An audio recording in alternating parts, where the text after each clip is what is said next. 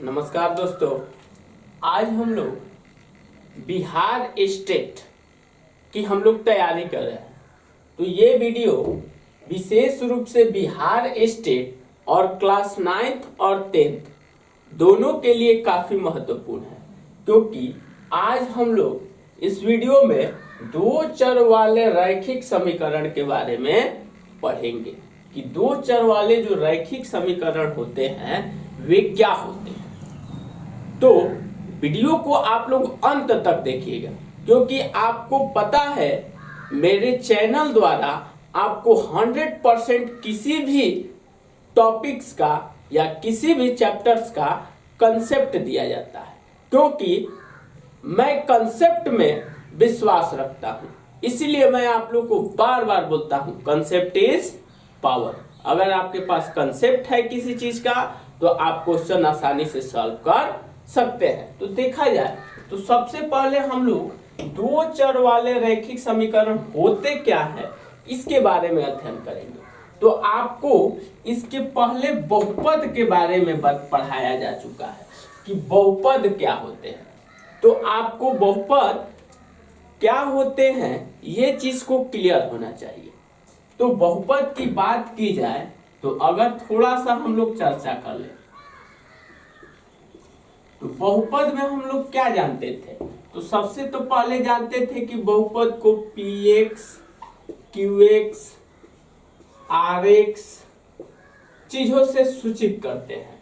और बहुपद में सेकेंड चीज जानते थे कि कोई भी बहुपद है x का घात जो होता था ना, x का घात, वह कभी भी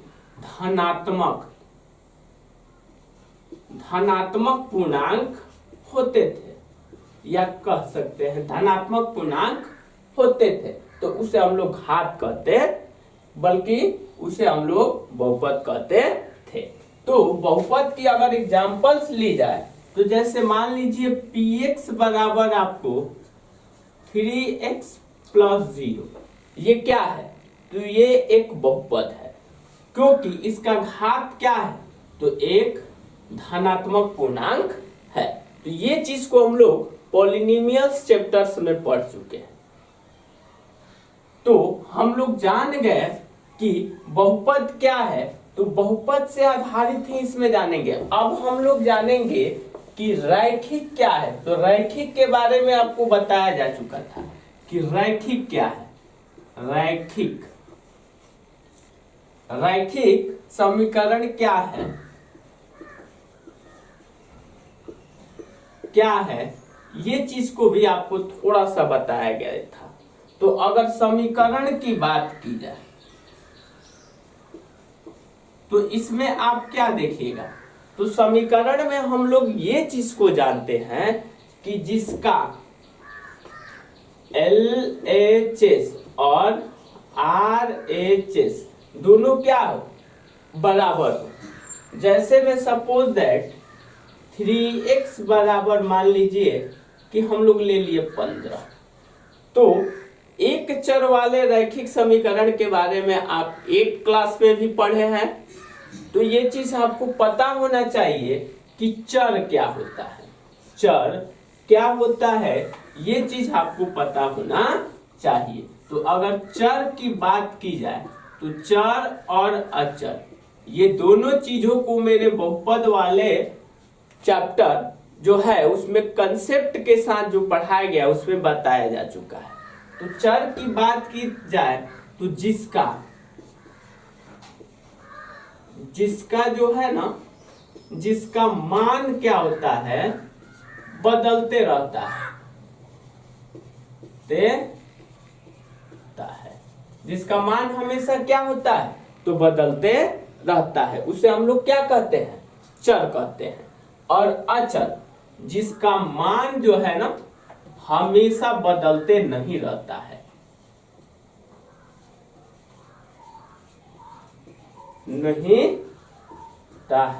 उसे हम लोग क्या कहते हैं, तो उसे अचर कहते हैं। तो ये शायद आप लोग को दोनों चीजें क्लियर होगा कि चर क्या है और अचर क्या है।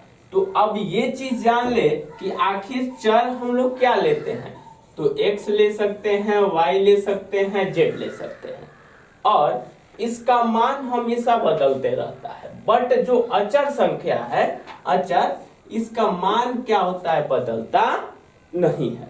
जैसे मान लीजिए कि आप नीचे क्लास में हैं, जैसे 1 क्लास में है, 2 क्लास में है, नर्सरी में है, तो उस दौरान आपके टीचर्स ये चीज बता दिए कि बाबू इसको हम लोग 1 जानते हैं, तो क्या आप जब 10वीं क्लास में आइएगा तो क्या इसे आप 2 बोलते हैं 1 को? नहीं, आप 1 को 1 ही बोलते हैं। और 1 है क्या? तो ये एक अचर है।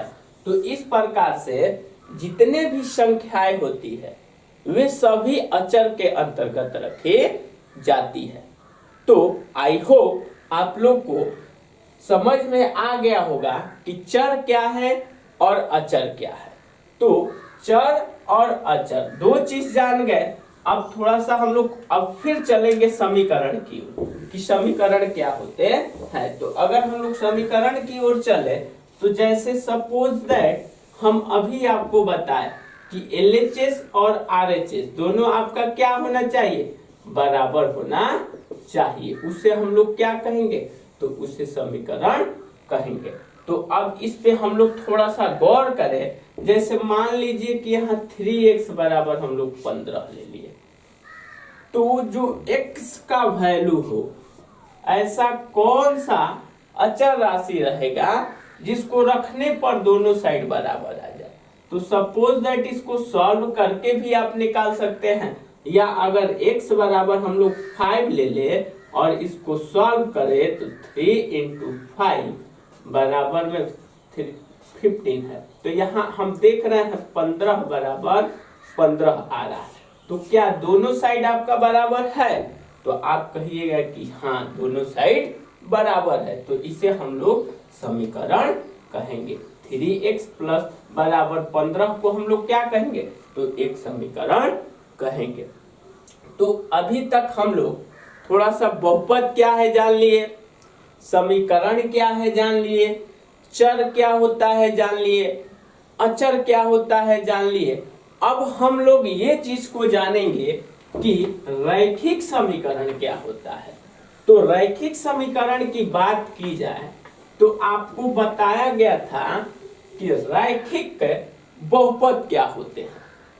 जब बहुपद वाले चैप्टर्स पढ़ाए गए थे तो आपको बताया गया था कि रैखिक बहुपद क्या होते हैं। तो अगर इसकी बात की जाए रैखिक बहुपद, ठीक, बहुपद आप जानते हैं, तो इसे हम लोग रैखिक समीकरण लिखे।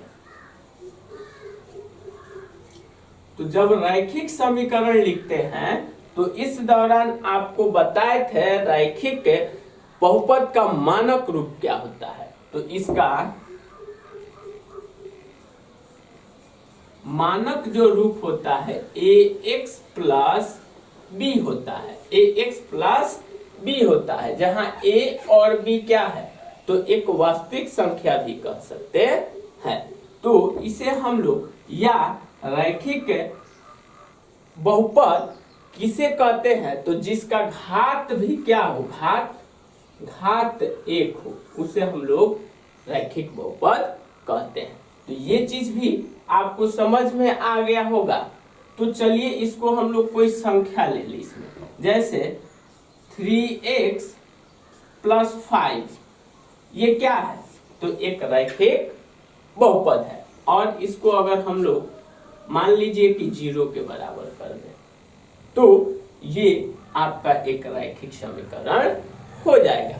अब यहाँ आपको ये सोचना पड़ेगा कि दोनों साइड अगर समीकरण को देखना है तो x का मान कितना रखेंगे कि दोनों साइड आपका बराबर आ जाए। तो हम लोग जान गए कि रैखिक समीकरण क्या है। अब जानेंगे दो चर वाले रैखिक समीकरण क्या है। तो हम लोग इसके लिए क्या करें कि सबसे पहले कोई एक एग्जांपल ले लें। जैसे सपोज दैट मान लीजिए कि ये चीज जानना भी जरूरी है कि आखिर दो चर आए कहां से। तो सपोज दैट मान लीजिए कि आपका एक फ्रेंड्स है और वह क्या कर रहा है, कि कोई सामान खरीद रहा है या उसके पास पैसे है या जो भी चीजें है, तो हम लोग ये चीज को देखेंगे कि सपोज दैट मान लीजिए कि आपका दोस्त एक राम है। क्या कौन है? राम है। और एक दोस्त मान लीजिए कि श्याम है। तो एक क्वेश्चन आप लोग से अगर किया जाए कि राम के पास श्याम से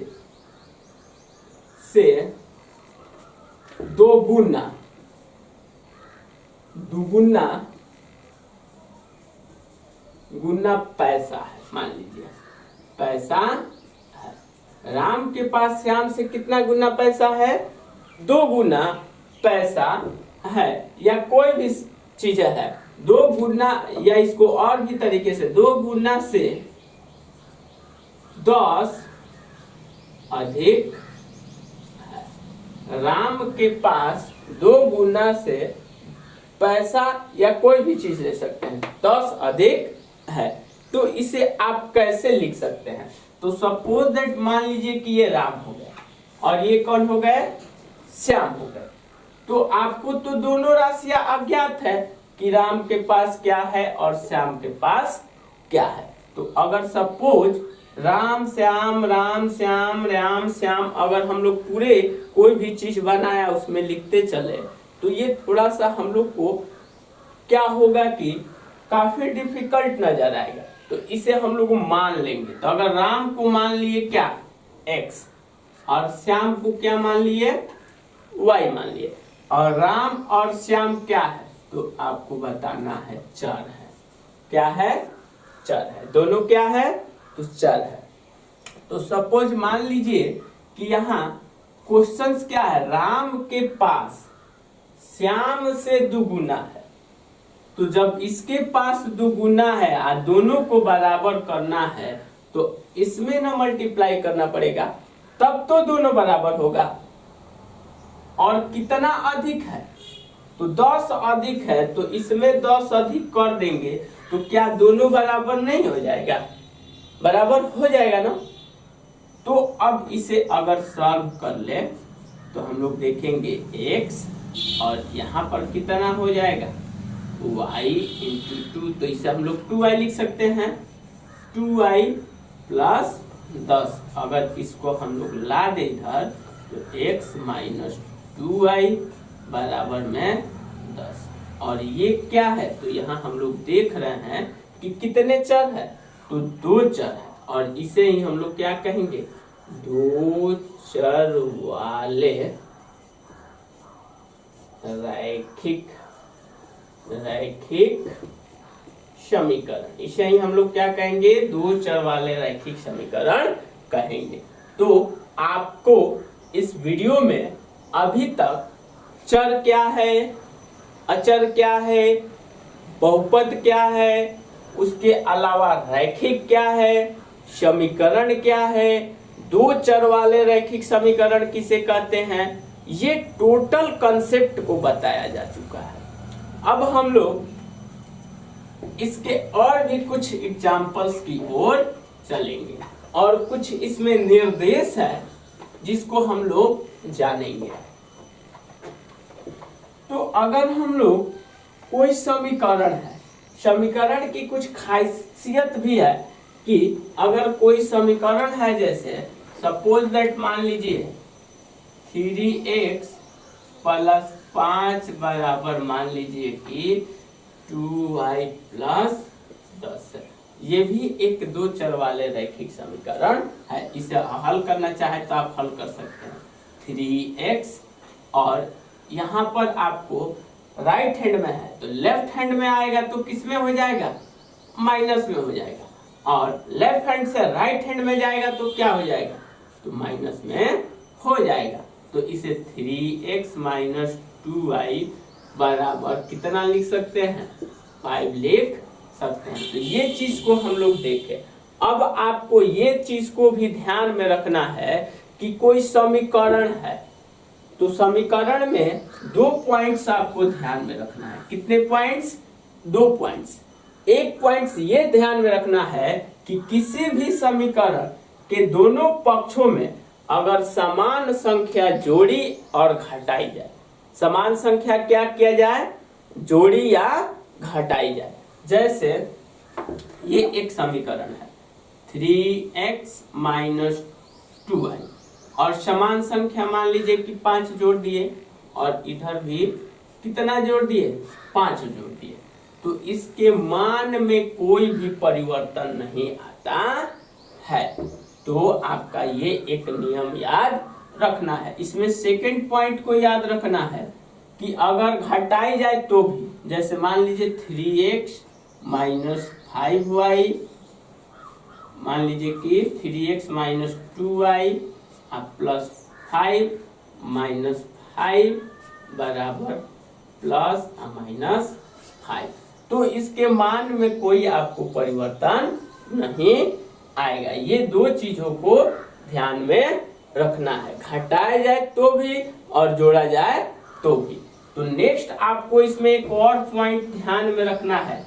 क्या ध्यान में रखना है, तो समीकरण के दोनों पक्षों में शून्योत्तर संख्या से भाग भी दिया जाए ना, या गुणा भी किया जाए, तो इसके मान में कोई परिवर्तन नहीं आता है। तो आप लोग को जितने भी दो चर वाले रैखिक समीकरण हैं, इसके कंसेप्ट को बताया जा चुका है। आई होप आप लोग को जितने भी इसके कंसेप्ट है आपको समझ में आया होगा। चलिए हम लोग इसके 9th क्लास के एक क्वेश्चंस को देखें कि किस प्रकार के आप पे क्वेश्चंस बनते हैं।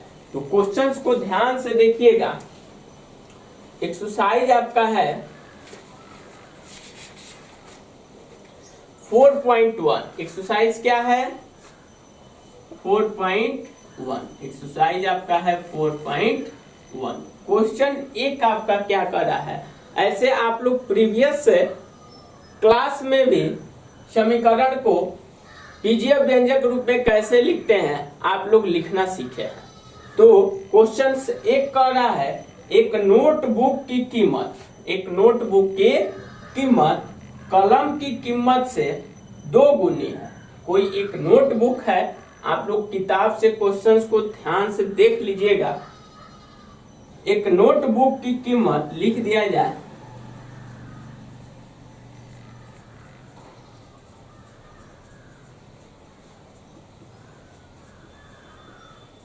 एक नोटबुक की कीमत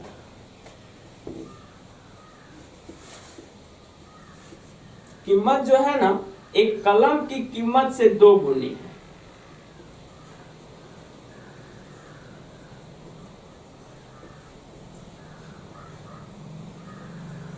कीमत से 2 गुनी है। कितना गुनी है, तो 2 गुनी है। तो आपको कह रहा है इस कथन को निरूपित करने के लिए, कथन को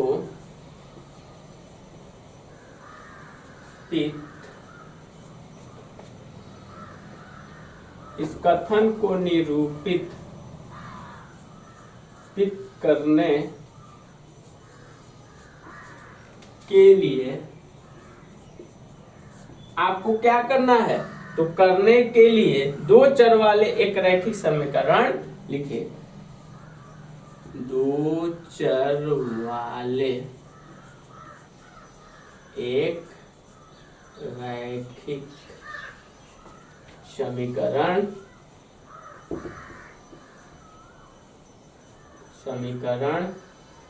लिखें। तो आप कैसे लिख सकते हैं, तो अभी इस पे आपको एक एग्जांपल दिया गया। तो सपोज इसका सॉल्यूशन देखा जाए, तो अगर हम लोग मान ले एक नोटबुक की कीमत एक कलम की कीमत से 2 गुनी है, तो माना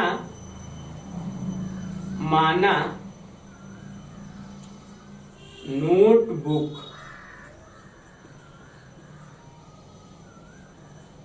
कीमत बराबर कितना मान लिया जाए, x, और कलम की कीमत,